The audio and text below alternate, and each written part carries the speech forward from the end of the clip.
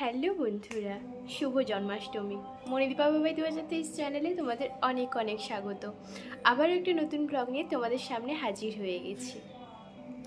আজকে জন্মাষ্টমী, আর বিয়ের আগে থেকে আমার একটা ইচ্ছে ছিল যে বিয়ের পরে যে জন্মাষ্টমী আসবে সেখানে আমি আর তোমাদের দাদাভাই দুজন মিলে জন্মাষ্টমী পূজা করব। তারপরে যখন ঠিক হয়েছিল যে আমি এবার কোয়ার্টারে যাচ্ছি, তবে থেকেই মাথায় ছিল যে যদি ভগবান সহায় থাকে তাহলে ওই দিন জন্মাষ্টমী পূজা করব।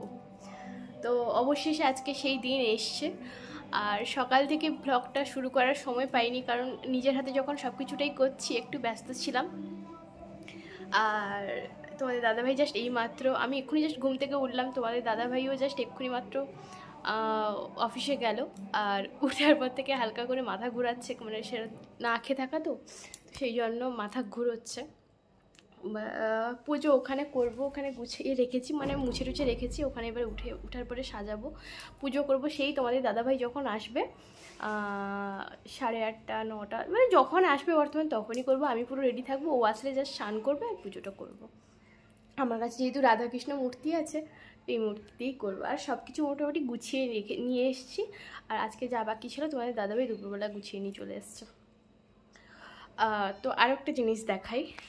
তো এখানে তো আমি বেশিরভাগটাই নাইটি পরি।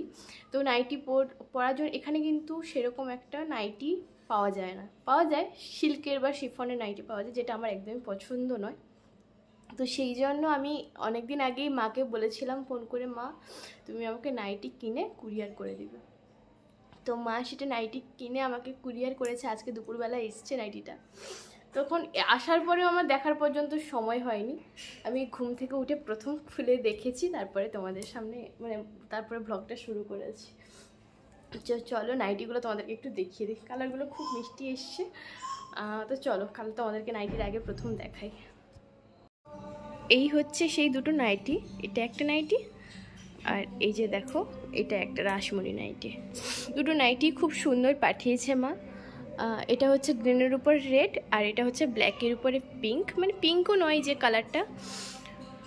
দেখাচ্ছি তোমাদেরকে, এক মিনিট।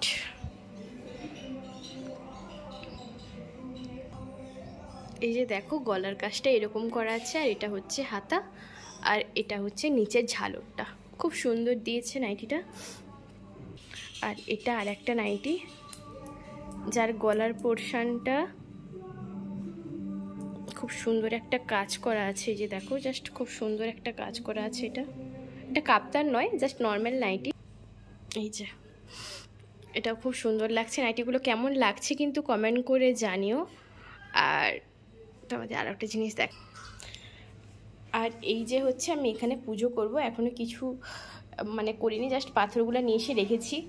আর এটা একটা দিদির কাছ থেকে নিয়ে এসেছি, এখানে ঠাকুরকে স্নান করাবো তাই জন্য। তো চলো আগে সবটা জায়গা ভালো করে সবটা গুছিয়ে নিই। আর একটু আলতা পরবো, আমার কাছে আলতা নেই। ওই নিচে একটা দিদির কাছে আলতা আছে, মানে ওরা বিহারি, ওদের কাছে আলতা আছে, মানে ওর কাছে আলতা আছে। সকালে পরেছিল, আমি বলেছিলাম একটু আলতা দিতে। আলতা পরতেও ইচ্ছা করছে, যখন নিজের হাতে পুজো করবো ভালোভাবেই পূজা করব। তো চলো এটা গুছিয়ে নিই, তারপর আলতাটা পরে নিই, তারপরে পুজোটা তোমাদের দাদাভাই আসলে রাত্রিবেলা করব। তো সঙ্গে থেকেও আজকের ব্লগটা আশা করি তোমাদেরকে খুব ভালো লাগবে। নিচ থেকে দিদির কাছে আলতাটা নিয়ে এসে আলতাটা কিন্তু পরাও শুরু করে দিচ্ছি, কিন্তু আলতাটা ছিল ভীষণ পাতলা, যেন মনে হচ্ছে জল মেশানো। তো যাই হোক এরকম করে একটা তুলির সাহায্যে আলতাটা পরেও নিয়েছি। তো তোমরা দেখলে আমার আলতা পরাও কমপ্লিট হয়ে গেছে। আর দেখো এই যে এপাশে ঠাকুরের কাজটাও মোটামুটি করে কমপ্লিট করে নিয়েছি, গুছিয়ে দিয়েছি। তো দেখাচ্ছি, এই যে এটা এখন করে রেখেছি, আর এগুলোও রেখেছি এখানে। বাকিটা 7:30টার দিকে সাজাবো। পুরোপুরি রেডি হয়ে গেছি পুজোর জন্য। তোমাদের দাদাভাইও চলে এসছে আর স্নান করে আসছেও। আমি ততক্ষণে ভাবছি এ পাশটা গুছিয়ে নিই। কেমন লাগছে বলো, শাড়িটা 8 পৌরে করে পরেছিলাম। আর তারপরেই দেখো তোমাদের দাদাভাই চলে এসছে, আর আমি ওই পাশে ফল কাটতে বসে গেছি। ফল কাটতে কাটতে তোমাদের দাদাভাই আমার কাছ থেকে ছুরিটা নিল, কারণ ও নারকেল ছাড়াবে বলছিল, তো তাই জন্য ছুরিটা নিয়েছিল। আর আমি তারপরে সব দিদিদের ডাকতে গেছিলাম, মানে যাদের যাদের ডেকে এসেছিলাম তাদের করে ডাকতে গেছিলাম। তারপরে আস্তে আস্তে করে পুজোটাও শুরু করলাম নিজের মতো করে। এই যে দেখো পিলু এসে বসে গেল, আর আমি সুন্দর করে প্রদীপ ধূপ সব ভালো করে জ্বালিয়ে নিলাম। আর পিলু যেখানে এসে বসলো তার পিছনে কিন্তু সবাই এসে বসছে। পিলুর বাবা শুধু আসছিল না, তারপরে কিন্তু আস্তে আস্তে করে সবাই চলে এসেছিলো। আর এপাশেও আমি পুজোটাও আস্তে করে শুরু করলাম। তারপরে তোমার দাদাভাইকে বললাম তুমি এপাশটায় এসে বসো, তো তারপরে সে ওপাশটা এসে বসছিল, আবার আমার পাশে এসে বসছে। তো তারপরেই দেখো আমি পুজোটা শুরু করলাম শাঁখ বাজিয়ে। বাড়ি থেকে শাঁখ নিয়ে এসেছিলাম, কিন্তু শাঁখটা কোনোদিনও বাজানো হয়েছিল না, এই প্রথম শাঁখ বাজালাম। তারপর ঠাকুরকে দুধ, দই, মধু, ঘি সব দিয়ে তারপরে জল দিয়ে ভালো করে স্নান করালাম। মানে আমি আমার বাড়িতে যেরকম দেখেছি, মানে ব্রাহ্মণ ঠাকুর যেরকম করেছে আমার বাড়ির ঠাকুরকে, আমি সেই রকম করেই করার চেষ্টা করেছি। তো তারপরে সুন্দর করে ঠাকুরকে সাজিয়ে দিয়ে ভাবলাম পুজো মানে ফুলের মালাটাও ভালো করে পরিয়ে দিয়েছিলাম। এই যে দেখো আমার বাড়ির গেস্ট সব, আর দিদি আর একজন দিদিও আছে, কিন্তু ও আসতে পারেনি, তখন ও রুটি করছিল। তো তারপরে আমি ফুল টুল দিয়ে ঠাকুরকে খুব সুন্দর করে সাজিয়ে প্রদীপ দিয়ে ঘুরালাম। আমি না নার্ভাস হয়ে যাচ্ছিলাম মাঝে মধ্যে, যে আমি কোনো ভুল করছি না তো, মানে এরকম একটু হালকা হালকা মনের মধ্যে ভয় লাগছিল। যদিও ভালোভাবে পুজোটা সম্পন্ন হয়েছিল। বাড়িতে থাকলে মা কত কিছু করতো, মানে লুচি, সুজি, নারকেল মিষ্টি, তিলের মিষ্টি, কিন্তু এখানে তো আর আমার কাছে কোনো কিছু ছিল না, তাই জন্য আমি এখানে কিছু করতে পারিনি।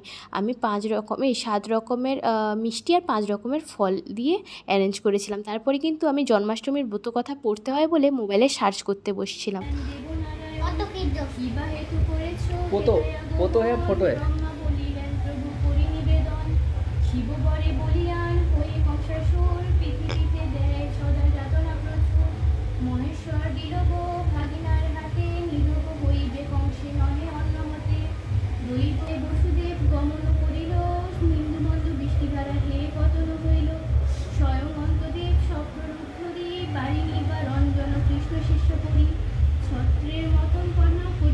তো এইদিকে আমি জন্মাষ্টমীর ব্রত কথা পড়ছি। জানো, যখন বাড়িতে পুজো হতো, ব্রাহ্মণ ঠাকুর যখন পড়তো, আমরা সবাই বসে চুপ করে শুনতাম। আমার কিন্তু এই ব্রত কথাটা শুনতে খুব ভালো লাগে। আজ সেই ব্রতকথা আমি নিজে পাঠ করলাম। যাই হোক, তারপরে কিন্তু ব্রতকথা পড়ার পরে কিন্তু আমরা সবাই রুম থেকে বেরিয়ে গেছিলাম ভগবানকে ভোগ নিবেদন করে। আর তারপরে আসার পরে তোমাদের দাদাভাইকে বললাম চলো দুজন মিলে ভগবানকে ক্ষীর, ছানা, মাখন আর মিষ্টি খাইয়ে দিই। মা বলতো এই পুজোতে নাকি ক্ষীর, ছানা, মাখন, দুধ এগুলাই নাকি খুব মেন, মানে আমাদের এদিকে। কিন্তু এখানে জানো তো পুর ভরা মিষ্টি সিঙ্গারাই হচ্ছে মেন। যাই হোক, তারপরে কিন্তু ভগবানকে প্রণাম করে পুজো কমপ্লিট করেছিলাম। হ্যালো বন্ধুরা, পুজো কমপ্লিট হয়ে গেছে। এখন রান্না করছি বলতে কালকের নিরামে ঘুগনি তরকারি করেছিলাম রাত্রে, ওটা ফ্রিজে রেখে দিয়েছিলাম, ওটা গরম করছি। আর আটা মাখিয়ে রেখেছি রুটি করবো বলে। তো চলো রুটি করে নিই, খেয়ে নিই, তারপরে তোমাদের সামনে আবার আসছি। যে পরিমাণ খিদে পেয়েছে, তো যত তাড়াতাড়ি রুটিটা করা যায় তত তাড়াতাড়ি মঙ্গল। কারণ বাড়িতে যখন থাকতাম তখন তো ওখানে লুচি টুচি, সুজি টুজি হতো, ওগুলাই আমরা খেয়ে শুয়ে যেতাম। কিন্তু এখানে যেহেতু এগুলো হয়নি, তো রুটি তো করতে হবে। আর তোমাদের দাদাভাই আর এক হয়েছে, উনি আবার রুটি খেতে পছন্দ করেন না। কিন্তু আজকে তো আর ভাত টাত করা যাবে না, কিন্তু ময়দা রুটি হলে উনি আবার খান, তাই জন্য আজকে কিন্তু আমি ময়দা রুটিটাই করেছি। আর এপাশে আমি রুটি করার আগেই যখন পুজো করছিলাম, তখন আমার মামনি, বাবা দুজনকে কিন্তু ভিডিও কল করে কথা হয়ে গেছে, আর দেখিয়েছিলাম কেমন পুজো করেছি। বাবা তো দেখে খুবই আনন্দ পেয়েছিল যে হ্যাঁ ঠিকঠাক আছে, মামনিও দেখেছিল। আর এখন আমার ফোন করছে আমার মা, কী রে পুজো কমপ্লিট হয়েছে? কিন্তু এখন কিন্তু আমি কথা বলছি না, বলছে তোমাদের দাদাভাই। বলছি তুমি কথা বলবে আসো, আমি বলছি আমি রুটিটা করে নিই তারপরেই কথা বলতে যাব। এরকম করে রুটিগুলো আমি মোটামুটি করা কমপ্লিট করে নিয়েছিলাম। এই যে দেখো পুজো কমপ্লিট হয়ে গেছে, খাওয়াও কমপ্লিট হয়ে গেছে, এবার শুতে যাব। তো এই যে পুরোপুরি কমপ্লিট, প্রদীপটা জ্বলছে এখনো। আমি বলেছি যতক্ষণ না প্রদীপ নিচ্ছে জ্বলতে দাও। তো চলো, আজকের ব্লগটা কেমন লাগলো কিন্তু জানিও কমেন্ট করে। নিজের হাতে পুজো করলাম, ভুল ত্রুটি হলেও হতে পারে। যতটা আজ পর্যন্ত মানে আমার বাড়িতে যথেষ্ট বড় করে জন্মাষ্টমী পুজো হয়, তো বাড়িতে যেরকম দেখেছি সেই রকমই করার চেষ্টা করেছি, তার মধ্যে তো ভুল ত্রুটি হবেই। তো কেমন হলো জানিও।